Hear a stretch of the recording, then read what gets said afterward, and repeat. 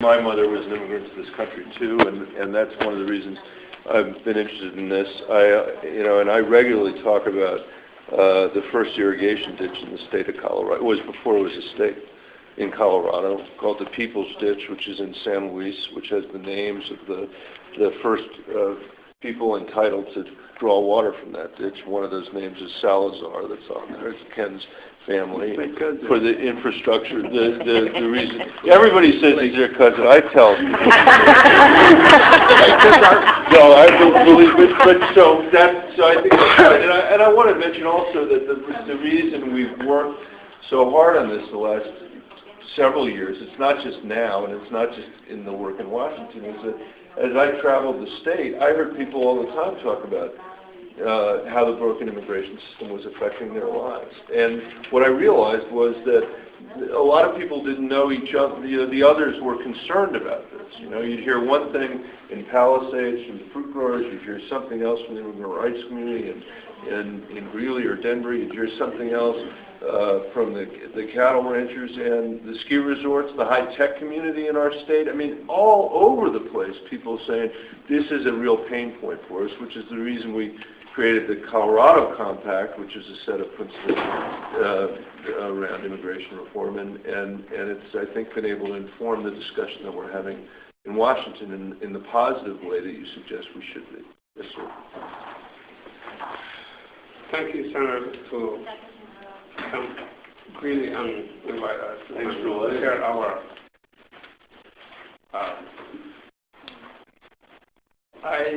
my name is Asad Abdi, and I work for Global Refugee Center. I'm a member of the Refugee.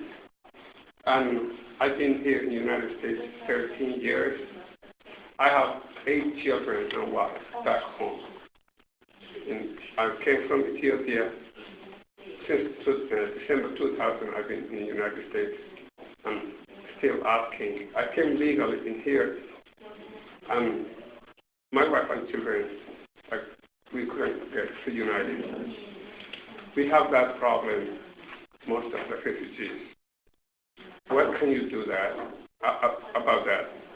My other question is, our refugees and immigrants adult education system is broken also. Not only the border security and stuff, but the adult education don't get the attention they need to get. And that jeopardizes their work of self-sufficient and to become self-sufficient and have the dream of the American life. How can you help to help the adult educators or adult learners programs that never get enough or never get even half of support they should get from the legislators? Well, thank you. Thanks for coming today. And first of all, I'm not sure whether we could help in your case or not, specific family, but James is back there, and you should get his card before you leave, or Rosemary's card. Sir, not only my personal, but I understand, but I wanted to start with your personal case because maybe there is something we can do to be helpful. The second is we have had partly because of the broken system that we have divided families in a very profound way from all over the world. And I mentioned earlier the case of veterans that have actually fought for the United States who are spending years and years and years working with my office trying to be reunited with their families. That doesn't make any sense at all. It's one of the reasons why one of the values that we enunciate in that set of principles is the importance of reuniting families as part of the work that we're doing here and to expedite visas for family members. So that, by the way, goes to the question over here also about the pathway to citizenship, because if you're at the end of the line but the line is moving, that doesn't give you a lot of comfort. And so part of moving that line forward is moving the family visas forward. So on the adult education question, it's a very, very important question, not just for refugees, but or immigrants, but for everybody in this country. At a time when our economy is changing as quickly as the economy is changing. The question is whether or not we are creating an opportunity for people to acquire the skills and knowledge they need to be able to change with that changing economy. And you asked, what can we do? Let me give you a couple thoughts. One is, even before we get to adult education, we've got to do a better job with our K-12 system, our early childhood education through 12 system. If you were born poor in this country, your chances of getting a college degree or an equivalent to a college degree are roughly 9 in 100.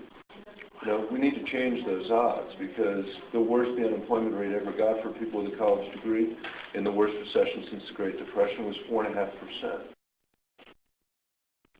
And I'm not saying everybody has to go to college, but 9 out of 100 are pretty long odds for people in the place where we say that the circumstances you're born into is not where you're going to end up. Beyond that, though, we have this habit in the country of treating early childhood education as something that's by itself. K-12 is something else. So higher education is something else, and then adult or continuing education is something else. Well, people don't live their lives that way. They live their lives in a continuum.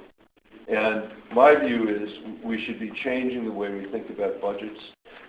We should change the way we think about the work from Washington. We should create more flexibility for states and local school districts and local municipalities to be able to create the kinds of educational pathways you're describing with the existing funding that we have, rather than segmenting it the way we do as a country. So this is something we're spending a lot of time on, and I'd be happy to work more with you or talk more with you about it, because I do think it's vitally important. When I meet people in their 50s in this state that have been dislocated as a result of this economy and can't find a